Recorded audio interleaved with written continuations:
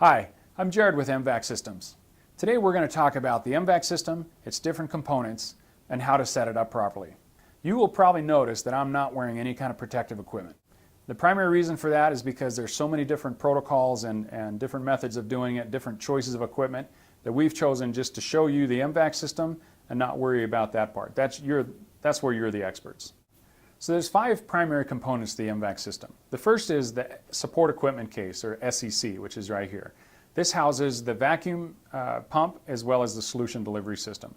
The second is the M-Vac, which is the actual collection device. This is what touches all of the DNA evidence and actually collects the DNA material into the solution bottle, and we'll show you that later. The third is the solution bag. This is the liquid that is sprayed down onto the surface, which enables the DNA material to be vacuumed up. The next is this extension tubing. This is what connects the M-Vac and provides the vacuum flow as well as the solution out to the M-Vac. And the last is the filter apparatus, which is used to concentrate the sample. So in assembling the M-Vac system in order to be ready to take a sample, the first thing you want to do is grab the solution bag. That's this here. It's in this overwrapping, and both the solution and the tubing has the same style of overwrapping. And if you'll notice here at the top, it has a little notch in it. And that makes it easy to open it up. All you have to do is simply tear it. From there, you pull the solution bag out of the overwrapping and hang it onto the door of the support equipment case. You open the door such, and there's a little notch on the top of the door, and you just hang the bag here. Before the extension tubing can be connected to the solution bag, this small protective cap needs to be removed, and that exposes the septum that's underneath there.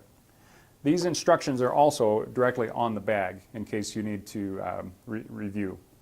The way you do it is you simply push it to the side, such. Again, that exposes this septum here at the bottom, and that is where the end of the extension tubing will insert it.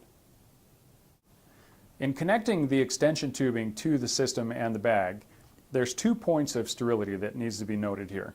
The first is this cap, and if you can see inside of there, there's a spike inside of this cap right here, and that connects into, it actually penetrates the septum of the solution bag. That's the first point of sterility.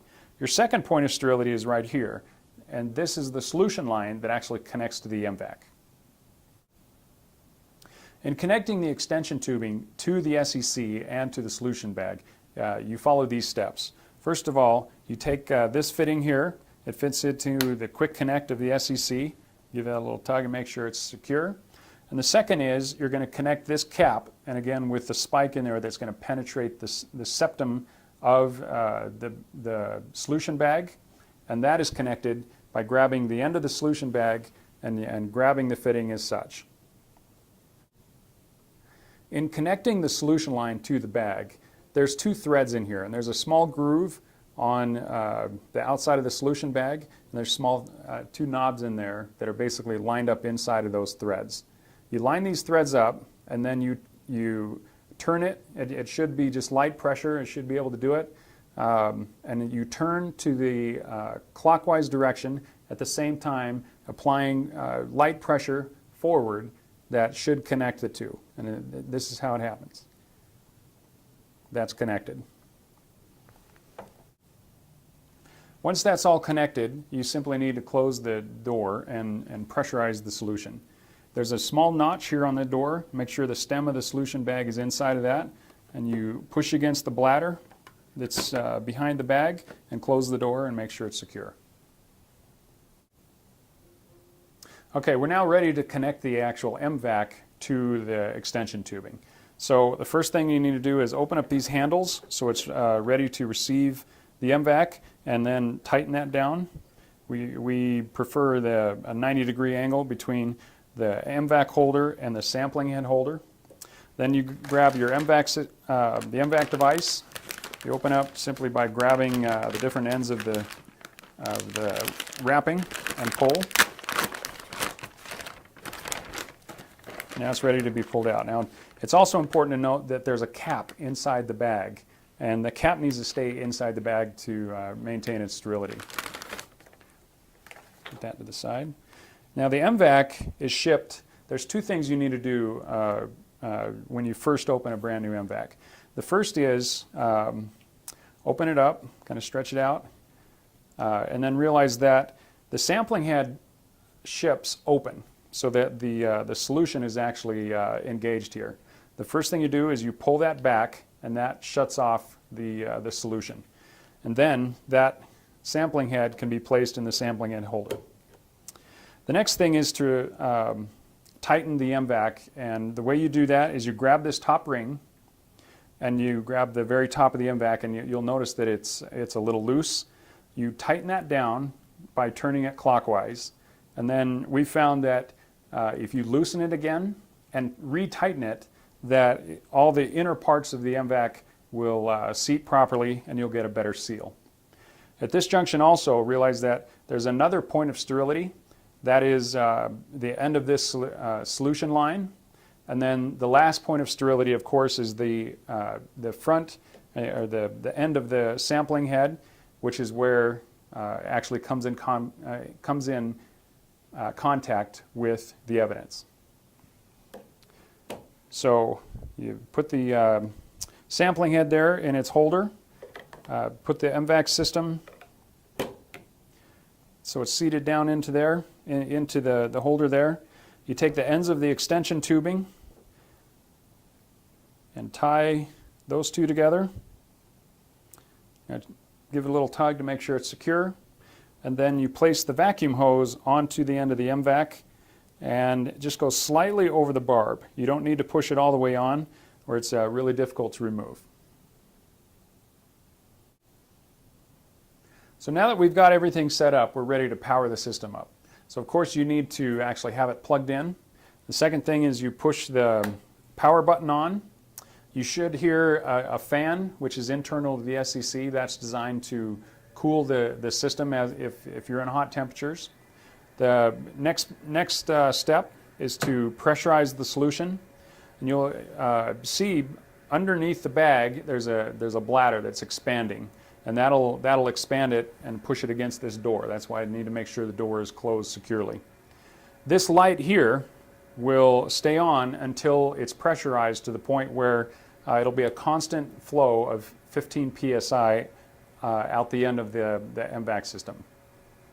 Once that light goes off, as you can see, then we're ready to take a sample. So you remove the sampling head from its holder. And if you're doing evidence that's close to the M-Vac system, you can just leave it right there in its holder there. And then you turn the power on here. And we're ready to take a sample. Now you should hear the air rushing into the end of the M-Vac, but if you hear a loud whistle coming out of anywhere inside of the M-Vac, that means that it's not quite tight. And so you just give it a little, tighten it up a little bit, and then we're ready to sample. And sampling is a simple process. You simply put the sampling head onto the evidence where you're going to be collecting the DNA material, and you push the solution knob forward. The solution begins coming out, and now you're sampling.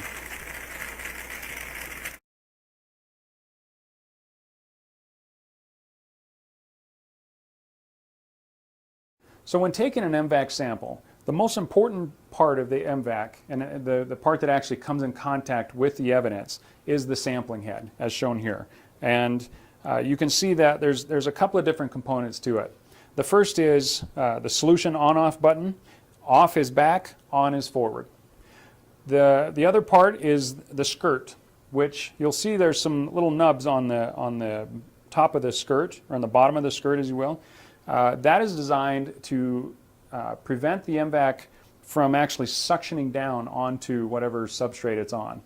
And the third is to realize that the solution is sprayed in the middle and then it vacuums along the outside. And that's actually a key component to the M-Vac system because that enables the solution and the vacuum flow to be occurring at the same time. So the combination of the vacuum and the solution is what gets down into those cracks and crevices and then enables the DNA material to be released from whatever substrate it's in and be collected into the collection bottle. So when taking an M-Vac sample, the key to maximizing the sample is to find what we call finding flat. And you'll notice that the surface of the M-Vac sampling head is actually flat, but it's designed so that it'll stay perfectly on a curvature as much as the size of an orange. But when you're on a flat surface, the best thing to do, and this is we always do this when we're training people how to use this system, is to find flat. So if you put it onto a flat surface, you'll notice that if you rock it back and forth, you'll feel exactly where all 360 degrees of the sampling head is in contact with the surface. So you can rock it back and you can feel that that's not quite out there, and rock it forward.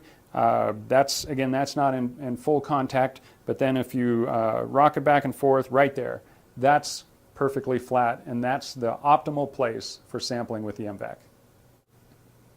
Okay, so let's turn the system on and actually take a sample. So again, when you find it flat, you get it onto the surface that you want to extract the DNA material from, and then you push the solution button forward, and that will cause the solution to start flowing. And obviously you can hear that. So we now have a spray coming down, and it's vacuuming at the same time. And then you just do an up and down motion, so toward you, and then over, and then away, and then over, and then back. It's important to note that the solution spray actually comes out in a fan. And so you don't ever want to go left and right. You always want to go up and down. And that maximizes the fan, and it covers the most surface area. It's also important to note that the solution spray, as it sprays out, is about 2.5 centimeters wide. But the sampling head itself is about 3.5 centimeters wide. So you need to overlap a little bit. So when you're sampling, you sample down, and then when you move it over to the side, you don't quite move it all the way over, so it overlaps a little bit. And then as you're going on the upstroke, it overlaps. Okay, we've taped this brown paper down to fully illustrate exactly where the sampling head sprays. So I'll show you this really quick.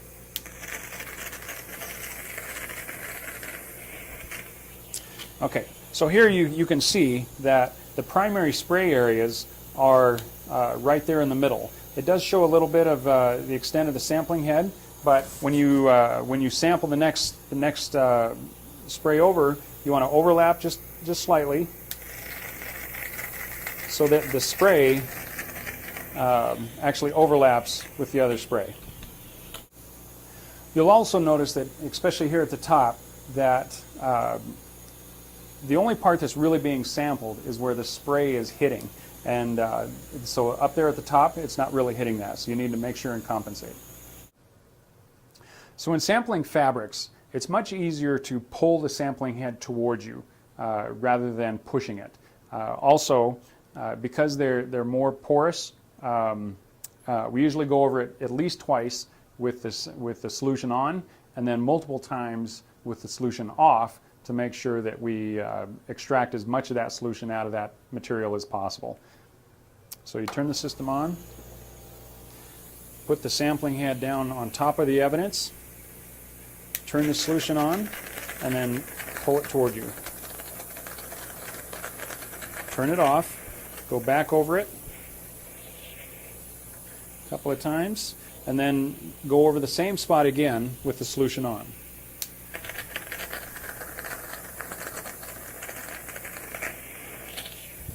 And then go back over it a couple times. And we've found that that yields the best recoveries from fabrics. So while you're sampling, there's a couple of things to note about the actual collection bottle shown here. First thing is, you never want to fill the sampling bottle more than about 200 milliliters. If it gets much higher than that, then it starts splashing up against the filter in there, and that's about the max that this bottle can handle.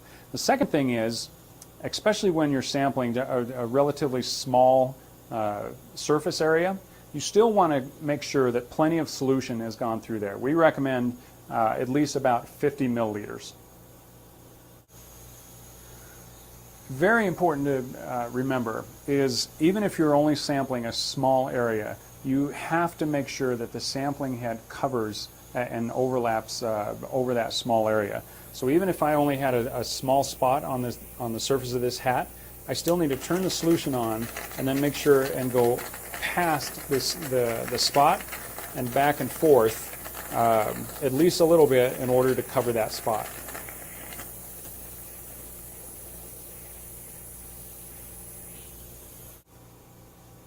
Once again, ensuring that you go over that spot at least enough times to gather 50 mils worth of solution.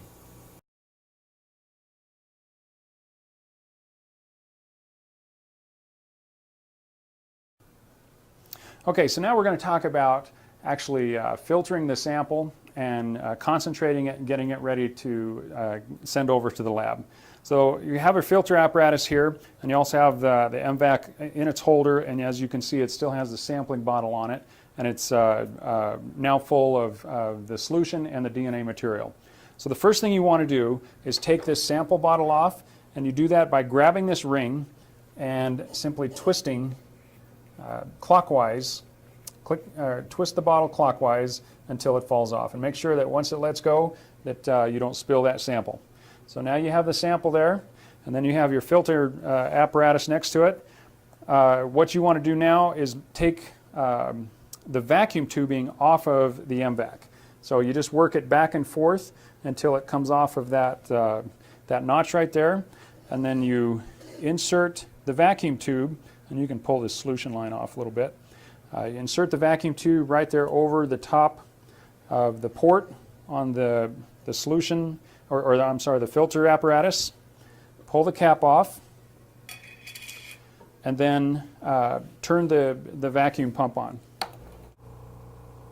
So once you've turned the vacuum pump on and you've wet the filter, you take your sample, swirl it around a bit to make sure and suspend all the DNA material in that liquid, and then slowly pour it into the center of the filter. And if it's a clean sample, it should filter right through. Swirl it a little bit more, pour, swirl a little more,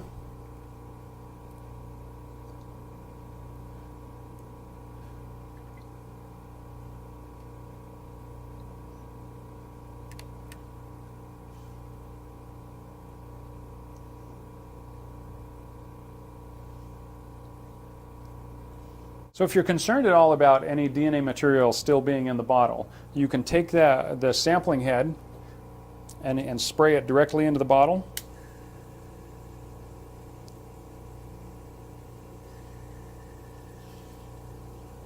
Get 10 or 15 mils in there.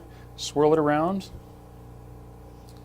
Get up there on the sides, and again pour it through there. And if as you were pouring and it poured rather quickly and it took a little bit of time to filter through, you can take the sampling head and just spray the sides of the cup so that it washes down any DNA material that may be up there. But other than that, we're ready. So you turn the vacuum off. Lastly, you notice here there's still pressure on the vacuum pressure on the filter. So the way you want to do this is to just gradually release the pressure. You can either do that just by leaving it alone for a while, or if you're impatient like I am, you can just gradually work this tube off, and you'll hear the air let in there, and now it's ready to be released. Again, there shouldn't be anything inside the filtrate down here.